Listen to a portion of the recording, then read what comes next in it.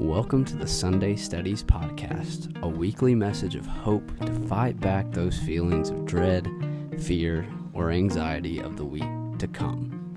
This is a place to pause and find momentary solace and encouragement before you dive into the days ahead. Here's to finding it and feeling it together.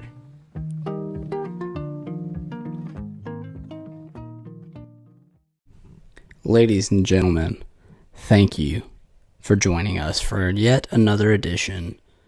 Maybe you were first, and if it is your first, thanks for being here. And if it's not your first, thanks for being here again. For whatever edition of the Sunday Studies podcast, YouTube, whatever you're consuming, thanks for being here. 49 times we've done this, if you count today's. And I've got a story to tell y'all.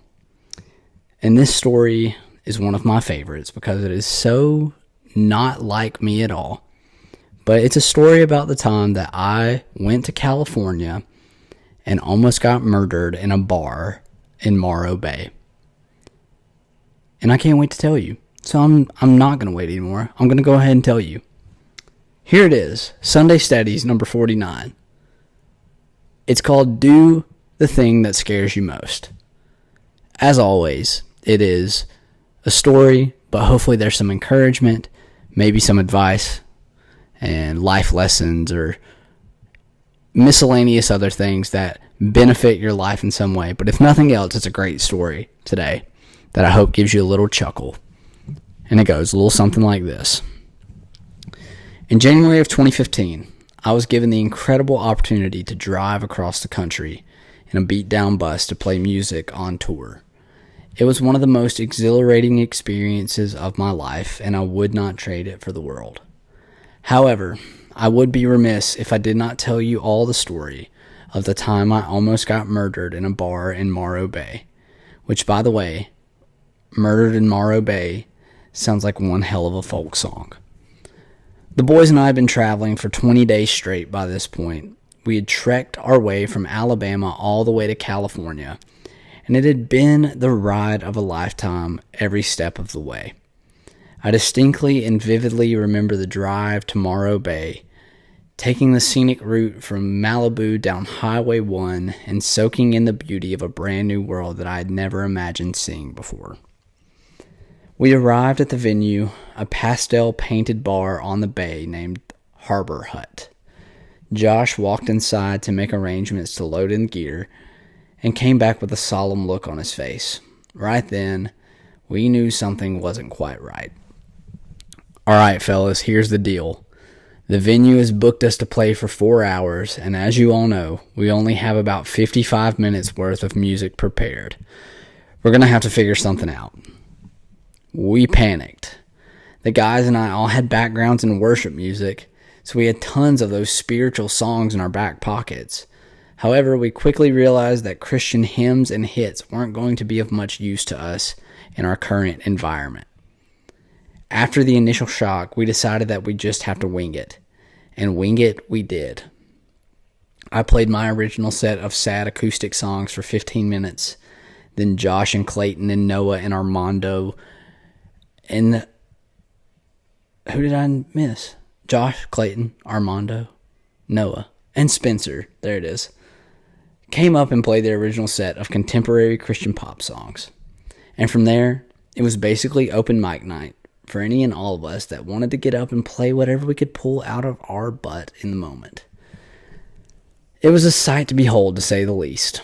We amused the crowds with a wide variety of musical masterpieces. Everything from Leonard Cohen to Lil Wayne and anything else you could think of in between. I distinctly remember playing Hey Ya by Outkast and making up my own lyrics to the second verse because I couldn't remember them. As I rounded off the last made-up words of a 2000s rap medley, I decided it might be time to switch gears a bit. I took a sip of water, stepped up to the mic, and said, "Who here likes Johnny Cash?" The three people that were remotely paying attention by this point gave a half-hearted woo. And by this point, that was all the feedback I needed in order to survive hour 3 of our 4-hour set. And so, I did my best to remember the words to Folsom Prison Blues, and I stumbled my way through it. After a few more songs, I tapped out and I let Josh and Clayton relieve me of my misery. I walked to the back of the venue, to the bar, and sat in an empty chair. Sitting next to me was one of the largest men that I've ever laid eyes on. I could smell the Jack Daniels on him like he was wearing it like cologne. I never saw him stand up, but I can assure you that he was at least 6'5" and weighed at least 300 pounds. He was the type of guy that you'd imagine to be sitting at a bar on a Sunday night drinking Jack Daniels. I tried to be friendly, and to my surprise, he nodded when I asked how he was doing. He then looked up from his empty glass at me, paused for what felt like a lifetime, and eventually spoke when he realized who I was. Let me tell you something. You're a hell of a singer, but listen here. He leaned in closer, almost inches from my face. If you ever play Johnny Cash in here again, I promise I'll kick your ass. I nodded, smiled, and let out a chuckle. I quickly walked away from the bar, walked immediately on stage, and picked up my guitar. I then proceeded to play Folsom Prison Blues by Johnny Cash again, staring the furious bar dweller straight in the eye. I finished the song, dropped my guitar, and then darted out the door of the venue, making sure not to walk back in for at least another hour. I don't know what came over me that night, but whatever it was, it felt good. It felt right and necessary in that moment to do the very thing that I knew scared me the most. To abandon all self-control or common sense for the thrill of the moment. I'm glad I'm still here to tell this story, but I'm equally as glad that it's a story I lived.